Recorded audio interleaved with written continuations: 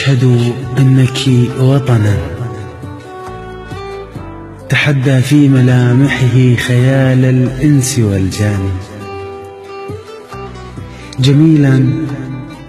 يحتوي نهرا وغابات وبستان، غنيا أرضه درا وياقوتا ومرجان، ملاذ آمن أنت،